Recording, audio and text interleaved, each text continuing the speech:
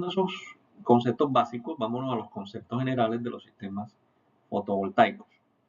En los conceptos generales, por ejemplo, yo tengo que existen tres tipos de instalaciones fotovoltaicas.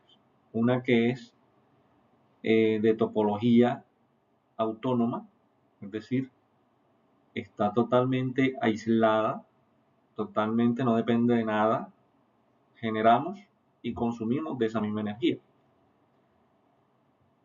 Tenemos una conectada a red que es diferente porque necesita de la energía que está en la red eléctrica convencional para poder funcionar. Y tenemos la híbrida, que es una combinación de las dos anteriores. Es decir, hay una parte que tiene autonomía y hay otra parte que está conectada a red. Cada una de estas topologías tiene una aplicación. Es decir, no podemos decir que una es mejor que otra. Cada una tiene una aplicación y cada una consta de diferentes tipos de equipos. Entonces, por ejemplo, todas tienen módulos fotovoltaicos, obviamente porque estamos hablando de instalaciones fotovoltaicas.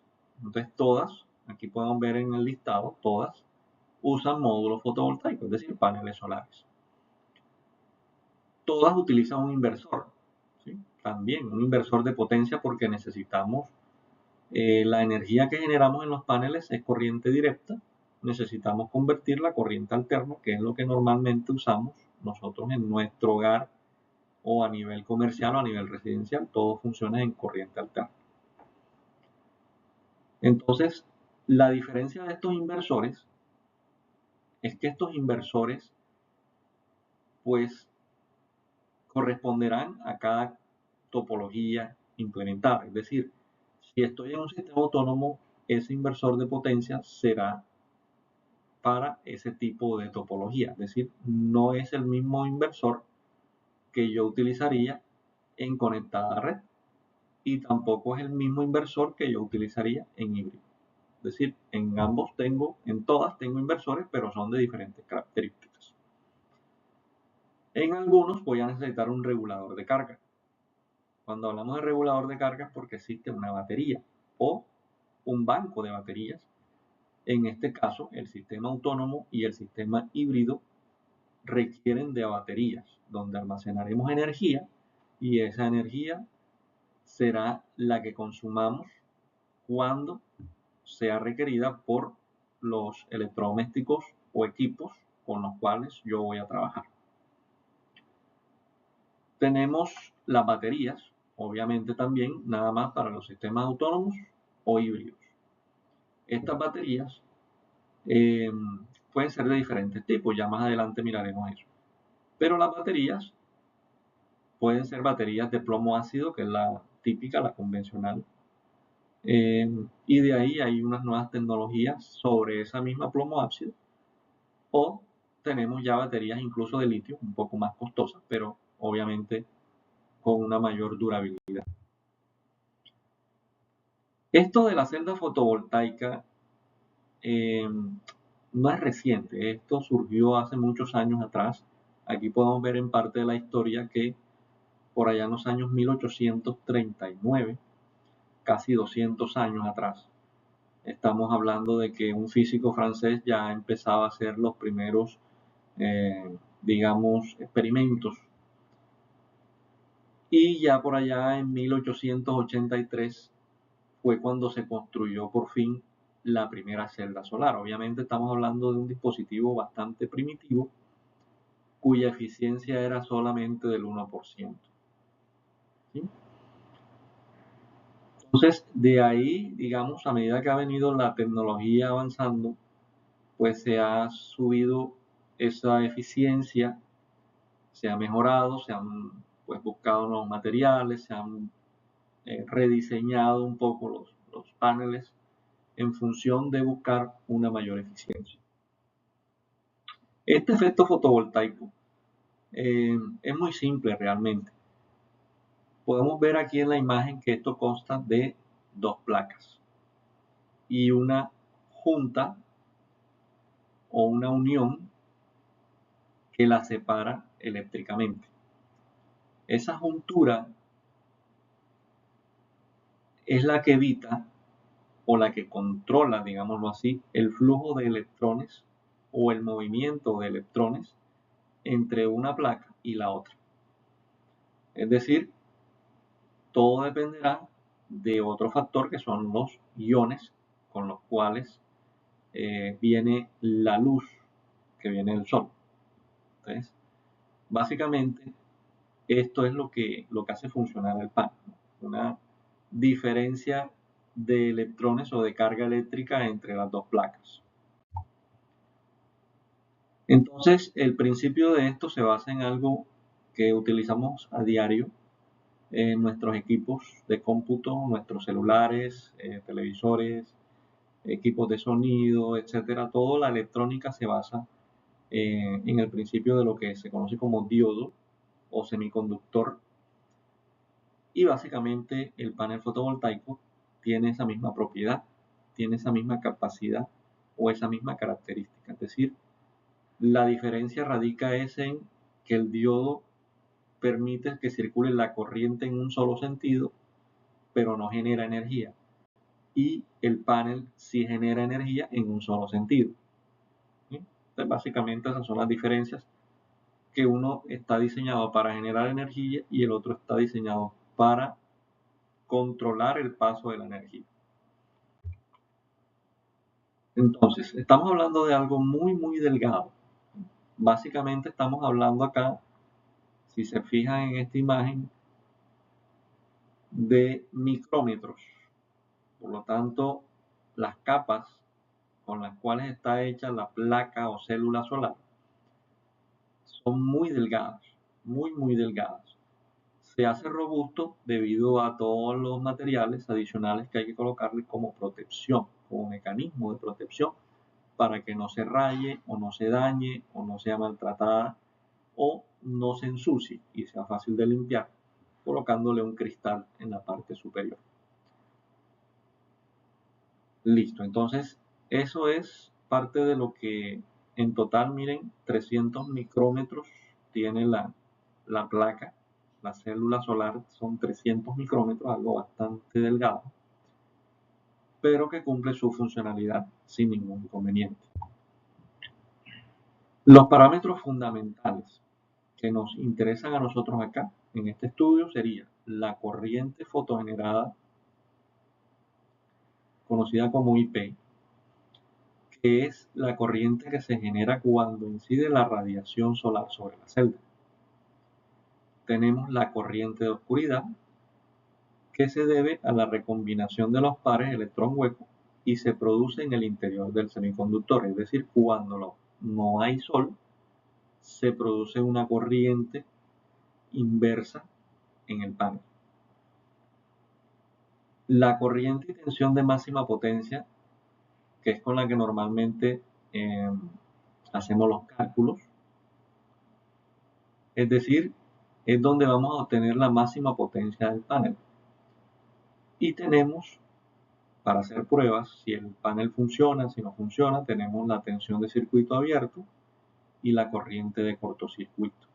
Es decir, que si yo tomo un solo módulo, un solo panel solar y quiero hacerle pruebas para verificar su funcionamiento, lo que voy a hacer es tomar una tensión a circuito abierto, como se ve acá en esta imagen, medir voltaje o medir tensión entre sus dos terminales y medir la corriente cuando hacemos un cortocircuito entre esos terminales.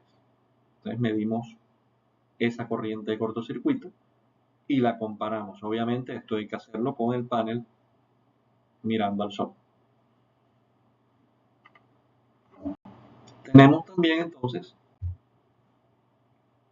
cómo hacemos las pruebas, ¿no? Entonces, esta prueba de cortocircuito es momentánea, se hace solo a un panel a la vez. No puedo tomar una serie de paneles y hacerle esa prueba.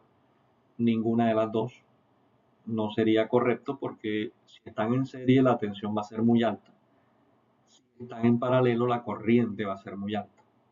Entonces, por seguridad, esto se hace a un solo panel a la vez, a un solo módulo a la vez.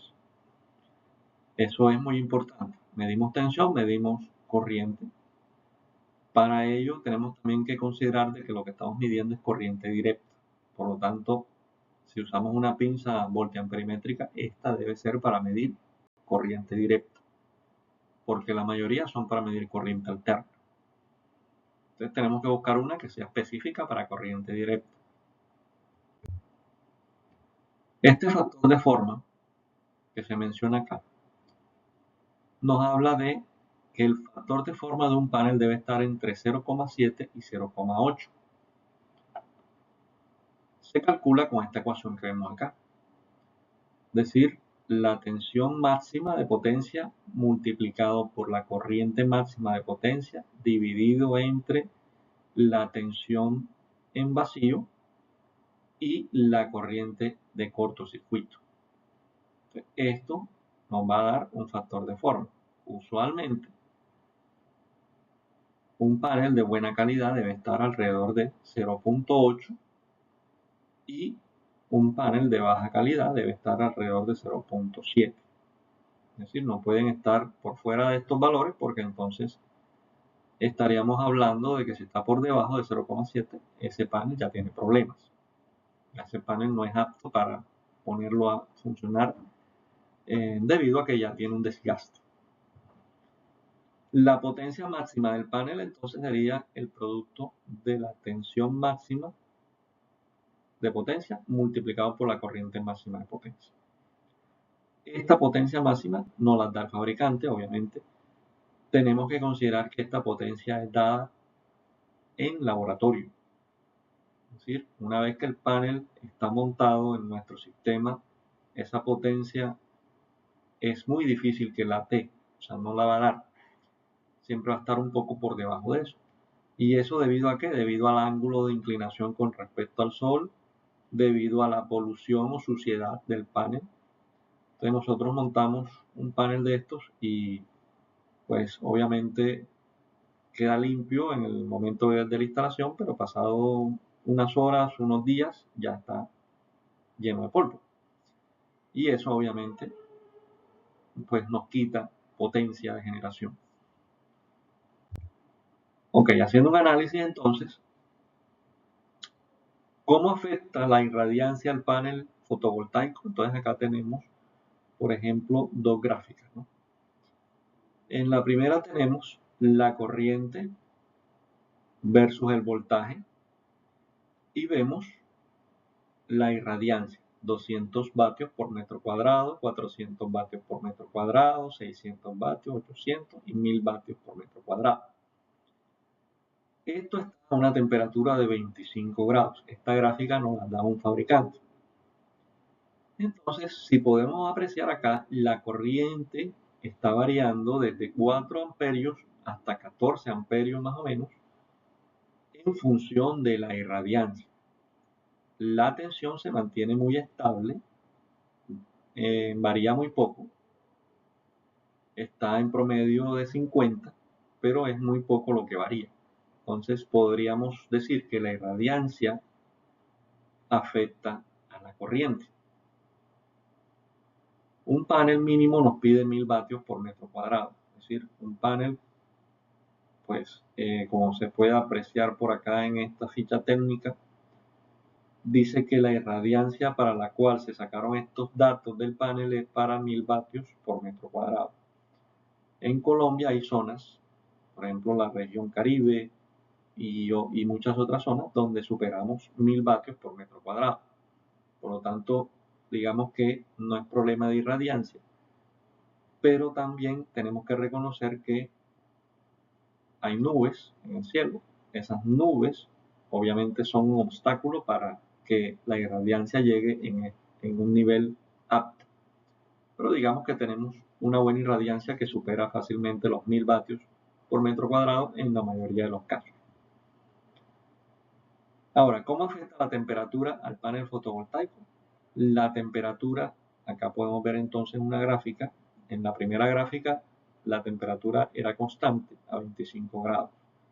En la segunda gráfica tenemos que la temperatura está variando desde 10 grados, 25, 40, 55 y 70 grados. Entonces, la corriente se mantiene muy constante, alrededor de los 14 amperios, pero la gráfica por acá me está mostrando que la tensión está variando. Entonces estamos hablando de una constante de 1000 vatios por metro cuadrado de irradiancia, es decir, no estoy variando la irradiancia, estoy variando la temperatura. Y la temperatura afecta a la tensión, al voltaje. Entonces, ¿qué pasa en la práctica? Cuando yo monto mis paneles fotovoltaicos, yo tengo las dos situaciones. Una de ellas es que la temperatura que yo tengo en la región Caribe y en gran parte de Colombia no es 25 grados, sino más. Es decir, 30 o 35 grados. Por lo tanto, estaríamos hablando de que me está reduciendo la tensión de generación. Y también tengo el problema de que hay muchas veces de que el cielo no está totalmente despejado, por lo tanto se me afecta la irradiancia. La irradiancia también es afectada por la dirección con la cual o el ángulo con el cual el panel apunta al sol. Es decir, que si el panel es fijo, el panel no se mueve, pero el sol está moviéndose, eh, digamos, en un ángulo diferente a 90 grados, entonces tengo una baja irradiancia, porque la irradiancia de la cual muestran los paneles, los mapas de irradiancia de Colombia, es cuando, digamos, estamos a 90 grados con esa luz del sol. Entonces, como el panel está fijo, el panel no se está moviendo en dirección al sol, entonces esa irradiancia de la que estamos hablando solamente tiene unas horas específicas en las cuales se produce ese, digamos, ese nivel de irradiancia. ¿Sí? Unas horas específicas, que es cuando, digamos, entre las 11 de la mañana y la 1 de la tarde, más o menos. En ese momento es que el sol estaría dando, si nosotros instalamos bien los paneles en la dirección correcta y en el ángulo correcto, entonces en esa hora más o menos es que estaríamos recibiendo eh, el nivel de irradiancia superior a 1000 vatios por metro cuadrado. Listo, entonces aquí, bueno, aquí dice, calcule el factor de forma para cada panel fotovoltaico, es decir, simplemente sería aplicar la ecuación que mostré ahorita y tomar entonces los datos. Como vemos acá, tenemos una potencia máxima para cada uno de estos paneles. Aquí hay 4 referencias de este fabricante. Tenemos la tensión a circuito abierto, tenemos la corriente de cortocircuito, tenemos la tensión máxima de potencia y tenemos la corriente máxima de potencia. Entonces, estos dos valores multiplicados y divididos entre el producto de estos dos valores me debe dar este que está acá arriba. Perdón, me debe dar el factor de forma. El factor de forma que dijimos que debe estar entre 0,7 y 0,8. En este caso, si mal no estoy, da 0,8. Ya en estos paneles que estamos mostrando acá, fíjense que el primer panel se inventó con una eficiencia del 1%. Acá tenemos más del 20%, ¿no? Más del 20% de eficiencia. La potencia máxima para cada panel fotovoltaico sí corresponde entonces al producto de estos dos únicamente, que sería 43.04 por 1336, me debería dar 575. Igualmente en este, 43.19 por 1343 me debe dar 580. Y de esa forma, pues podríamos aplicar estas ecuaciones. Listo, ahora la potencia máxima se afecta, como dije anteriormente, por la temperatura. Por ejemplo, podríamos aplicar este ejercicio. Por ejemplo, a 25 grados se supone que mi panel va a generar la potencia para la cual está diseñado. Pero ¿qué pasa cuando superamos esta temperatura? Entonces, 30 grados, por ejemplo. Entonces, si estoy superando la temperatura 5 grados, según este ejemplo, podríamos hablar entonces de un 10%, de pérdidas. Es decir, la eficiencia de mi panel se está reduciendo un 10%. Entonces ahora hay que considerar que esta temperatura de la que estamos hablando no es la temperatura ambiente, sino la temperatura en el panel, que es diferente. La temperatura en el panel, recuerden que el panel está hecho de algunos materiales que son muy buenos conductores térmicos.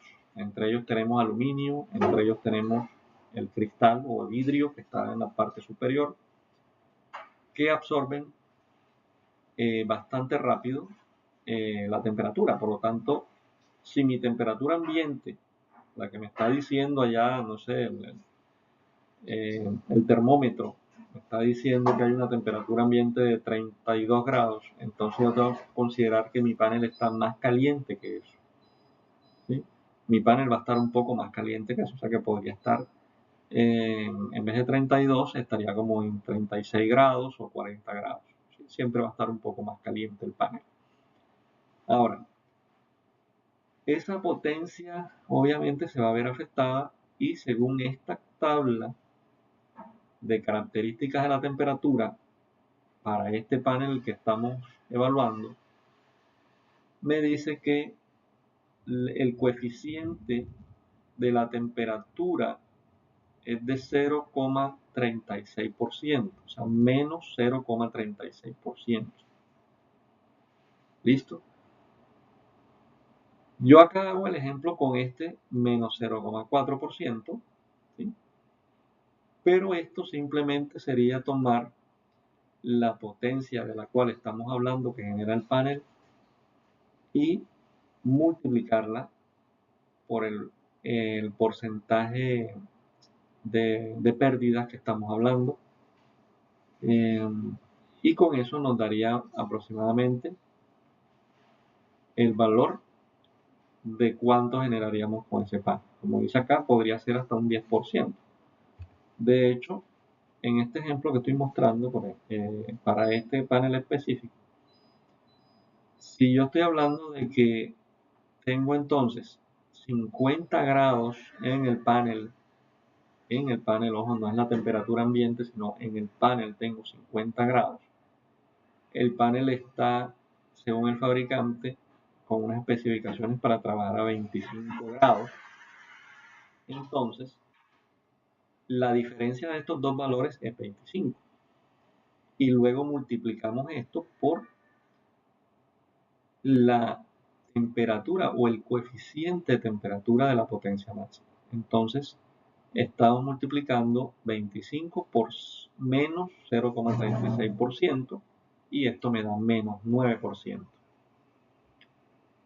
Es decir, que estamos hablando de que si el panel es de 580 vatios, yo estoy perdiendo el 9%, por lo tanto quiere decir que estoy aprovechando nada más el 91% de ese panel. Ese 91% equivale entonces a 527 vatios. Entonces, un panel que es de 580 vatios realmente estaría generando 527 vatios a causa de la temperatura. ¿Sí? A causa de la temperatura. Entonces, eso es muy importante porque a veces nosotros cuando hacemos cálculos consideramos la potencia máxima como la potencia real del sistema. Pero en la práctica eso no se cumple. En la práctica podemos apreciar que la potencia es mucho menor. Aquí podemos ver la irradiancia en Colombia. La irradiancia en Colombia, por ejemplo, tenemos puntos, cuando está más naranja o rojo, es donde tenemos mayor irradiancia. Entonces, por ejemplo, toda esta zona anaranjada de la región Guajira, Barranquilla, Santa Marta, por acá, muchas zonas por aquí cerca, tenemos entonces irradiancias que superan los 5000 vatios hora metro cuadrado. Y así hay otras zonas del país que también superan fácilmente esa irradiancia de los 1000 vatios, que es lo que el panel nos exige. Obviamente, tenemos que considerar que la irradiancia contempla las diferentes longitudes de onda, luz visible, rayos infrarrojos y rayos ultravioleta. Para nuestros paneles solares es luz solar, no es una lámpara que yo ponga allí cerca o algo similar, porque no me va a dar ese nivel de irradiancia.